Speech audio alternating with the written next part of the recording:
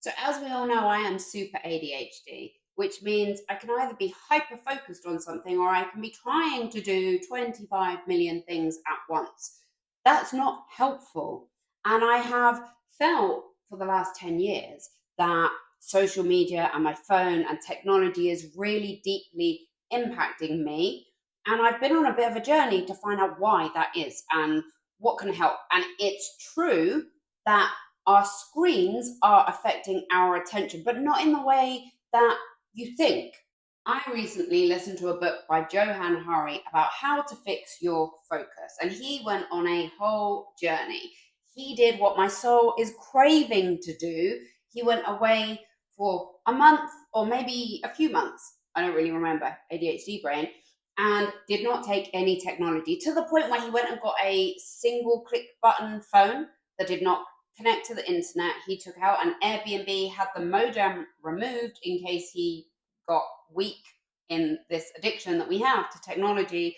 And he went deep into trying to discover what is the relationship between screen time and lack of attention and happiness. How does it impact our happiness? I know from my own experience that when I am overwhelmed and I am burnt out, I feel like I just need to get away. And I've been doing this since I was probably 16 years old, running away to nature, to a place of stillness, relatively speaking, to fix myself, to ground myself. And there is real reason for this. I'm actually so excited because I am finding out that this thing I've been doing instinctively my whole life is actually a very valuable thing. And I found out why as well. So when we are using our technology and we are using texting, Facebook, Messenger, Instagram, Snapchat, news, Twitter, whatever it is that you are doing on your screen, we don't just lose the bits of time that it takes to look at the screen. So let me say this better. If you are at work and you have 1 hour to get a task done, you are interrupted by your phone hundreds and hundreds of times on average. I mean, that alone is not healthy. As soon as you start thinking about these statistics, that's not healthy. It's wild, actually. How can any of us be doing anything? Is my lack of attention to things actually ADHD? Or is it just the fact that I live in 2024 in England? Now, you think that when you're at work, you're concentrating on a task and you check a text message or you read an email, maybe that takes you 15 seconds, maybe it takes you a minute to do that. And then you put it down and you think, no, I'm going to be disciplined. I'm going to do the work that I've set out to do. I'm going to be focused. You get back to it. You think you've lost the amount of time it took you to check your phone, but that's a lie. We are kidding ourselves because what actually happens is our brain cannot multitask. And I've always known this. This was brought into focus for me 12 years ago when I had a head injury. And all of a sudden, this 20 hours of work a day and living life at a million miles an hour didn't work for me anymore. In fact, it gave me seizures for 9 years trying to maintain the lifestyle that I had before. And for me, I felt like the best description of that was that I had gone from being a kind of current Mac desktop computer to being a 80s PC where, if you open too many windows, the whole thing crashes. That's how I felt. That's the difference it seemed had happened in me with my brain when I had the head injury. Now, actually, I was pretty spot on to what's actually happening with our brains, and I didn't realize it. So they have realized that we can't actually multitask. This is fact, this is science, this is proven. Multitasking is a term that was brought into effect when computers were designed. So when the first computer with 2 hard drives that could do 2 different things at once was brought into fruition, they came up with the term multitasking.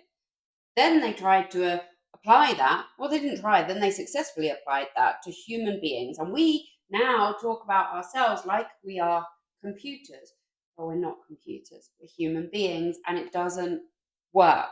The reason we feel so burnt out so much of the time is because we are trying to be a computer and we're not, and we can't. So, coming back to the work situation, ADHD, when you are trying to focus and you pick up your phone, you check that message, what actually happens is your brain stops the work task focus, switches to a different mode of focus for the text message, email, whatever it is on your phone.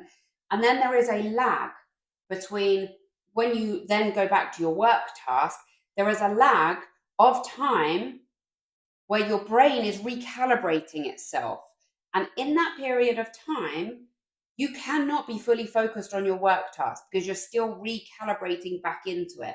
You think about the sheer amount of distraction we have in our life, our brains are constantly shifting focus, recalibrating, shifting focus, recalibrating, and we are burning our brains out. The reason we feel so fraught and so exhausted is because we're doing a thing with our brains, or trying to do a thing with our brains, that they can't do. We can only focus on one thing at a time. This has been monumental for me because I have known instinctively that what I need is stillness. Now, one of the things that Johann did when he was writing the book or doing the research for the book in this 3 months of getting rid of technology is he went to exactly the kind of place I run to. So he went to a little village by the sea and he would spend his days going out to the sea every day, just walking out, looking, being with the sea. And he described the smallness he felt, and I experience this as well. When I am in nature, if I am in a forest or I'm in the mountains or in the ocean, that smallness and slowness and stillness feels so healing because that is the natural rate that our brain should be working at. We're focusing on one thing, there's no other distraction, and you are made very aware of your place in the world.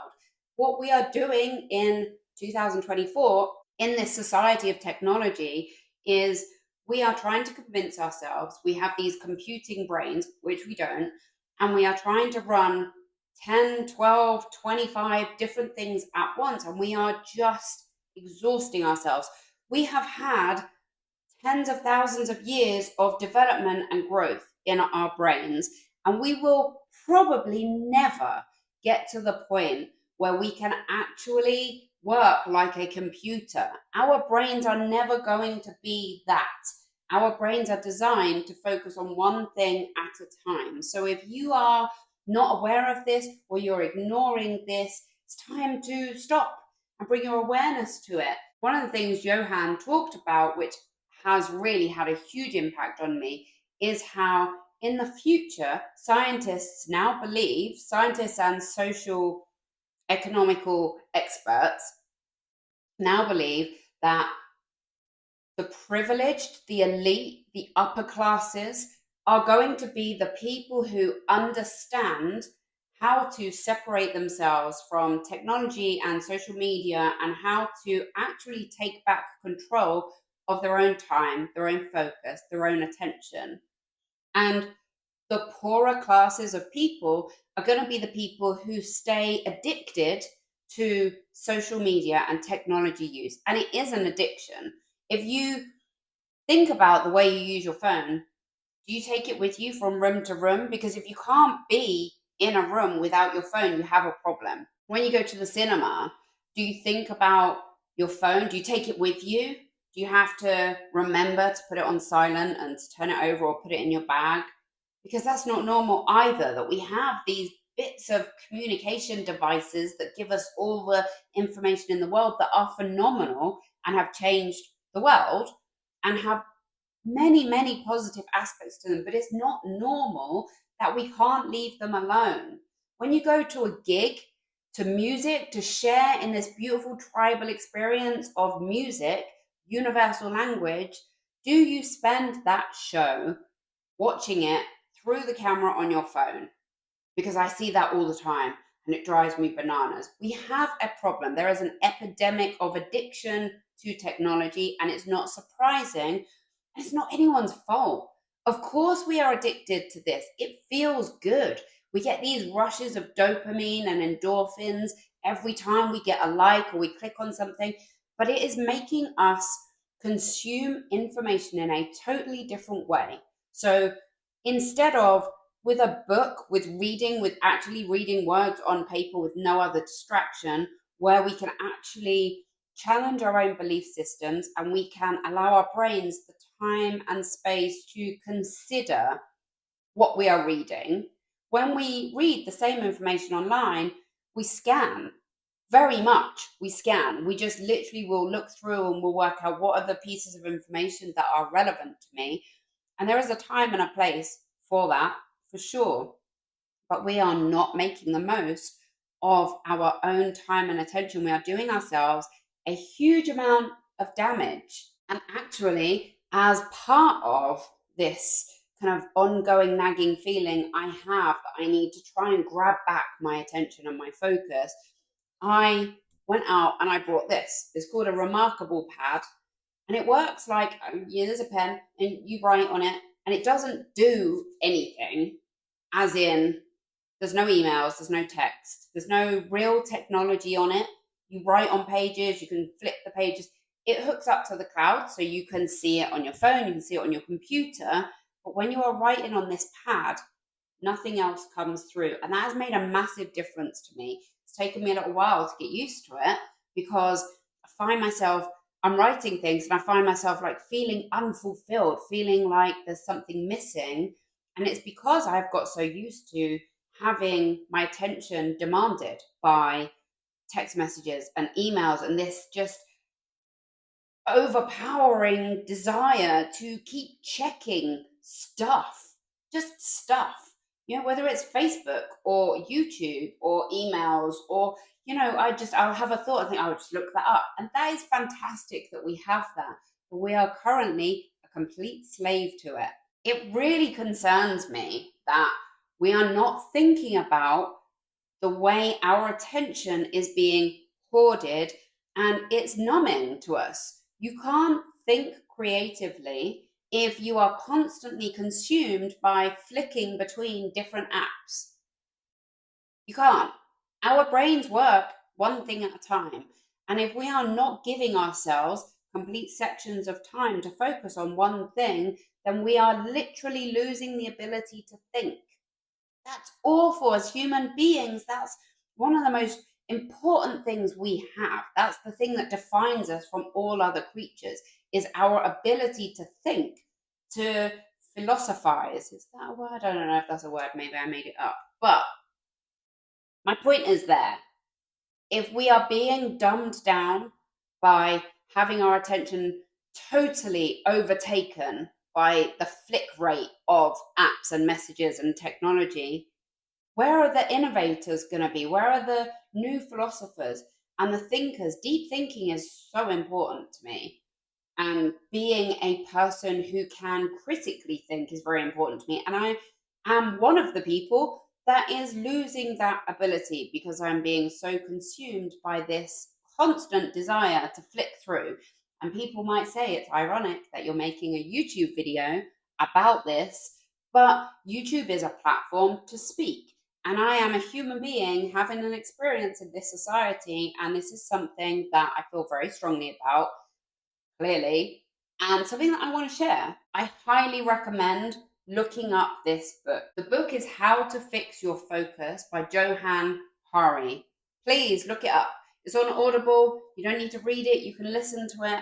And I have started, as a result of that, putting in this new routine where every single day I get up, have my cup of tea, and I sit here, actually, in my kitchen with my notepad, and I put an Audible book on and I just listen to the book. Before, I was consuming audiobooks when I was driving, when I was at the gym, when I'm in bed, and I still do those things. But books where I actually want to take on board the information and have that give me some level of transformation, I save those now for that period in the morning where that is the only one thing I'm doing. And I'm not going to lie to you, it's not easy. I'm struggling. I'm really struggling to bring my brain back to that space where we do one thing at a time. And I suspect this is going to be an ongoing struggle for the rest of my life, but at least I'm aware of it. Therefore, I can bring my attention to the problem and do something about it. I love making videos, sharing what I've learned or what I'm thinking about. And if you could do me a favor and hit the like button, that would be amazing, because it does help me, helps the algorithm, helps me to know if you care about the things I'm talking about. As always, guys, have the best day.